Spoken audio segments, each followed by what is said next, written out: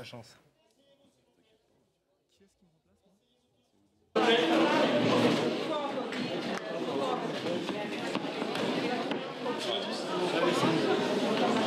Mes chers compatriotes, de métropole, d'outre-mer et de l'étranger, ce dimanche 30 juin, premier tour des élections législatives, le peuple français a répondu à l'appel des urnes, avec la participation la plus importante depuis 40 ans.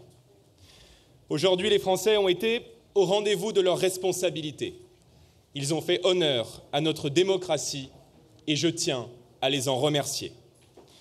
À nouveau, 3 semaines après les élections européennes, qui ont entraîné la convocation de ces élections législatives anticipées, ils ont rendu un verdict sans appel et confirmé leur aspiration claire au changement. En portant les candidats du Rassemblement national et de ses alliés en tête, en leur permettant d'accéder au second tour dans une écrasante majorité de circonscriptions, les Français ont fait naître un espoir sans précédent dans tout le pays.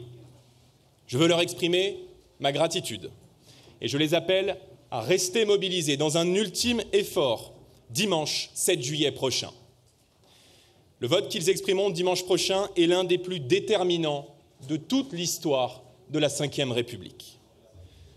À l'évidence et au regard des résultats, le camp présidentiel, encore largement désavoué aujourd'hui, n'est plus en mesure de l'emporter et le score élevé de l'extrême gauche soulève des inquiétudes majeures. Désormais, le choix est clair et 2 chemins s'offrent à la France.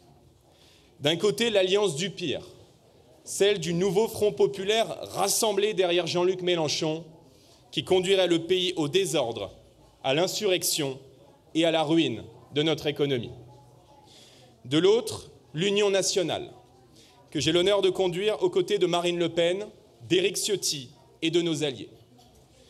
Cette alliance inédite, motivée par l'intérêt national, est désormais l'unique rempart républicain et patriote qui peut faire gagner la France, protéger nos institutions, rétablir la sécurité, décréter la paix fiscale et défendre le travail. Cette extrême gauche dangereuse a fait le choix d'investir des candidats communautaristes, fichés S, aux propos et à l'attitude inacceptables. Elle propose ouvertement dans son projet de désarmer la police, d'ouvrir grand les vannes de l'immigration, d'abolir la loi de lutte contre les squats, ainsi que la loi de lutte contre le séparatisme islamiste. Désormais sans limite morale, injurieux à l'égard des institutions et de tous ceux qui pensent différemment d'eux, M. Mélenchon et ses amis font courir à notre nation un péril existentiel. J'appelle donc ce soir tous les Français attachés à leur liberté, au redressement de la France, à me rejoindre pour amplifier la dynamique et faire gagner l'union nationale face à ceux qui entendent nous diviser, abîmer l'ordre public et bafouer nos valeurs.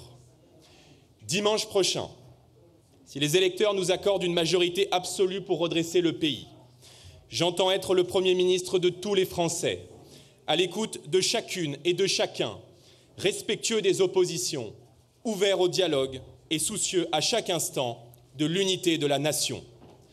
J'entends être le Premier ministre du quotidien, celui qui placera dans ses grandes priorités la défense du pouvoir d'achat, le rétablissement de l'ordre et de la sécurité partout sur le territoire et bien sûr la reprise en main de notre politique migratoire.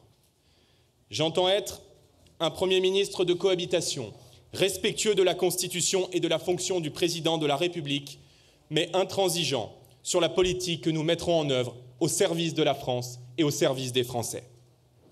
7 jours nous séparent désormais d'un choix historique et je souhaite que cette campagne de second tour puisse se déployer dans un climat apaisé, honnête, respectueux des institutions et des règles démocratiques.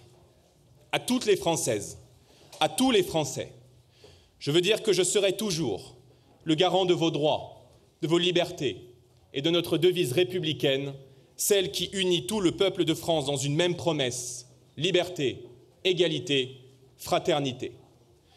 Le temps est venu de porter à la tête du pays des dirigeants qui vous comprennent, qui vous considèrent et qui vous aiment autant qu'ils aiment la France.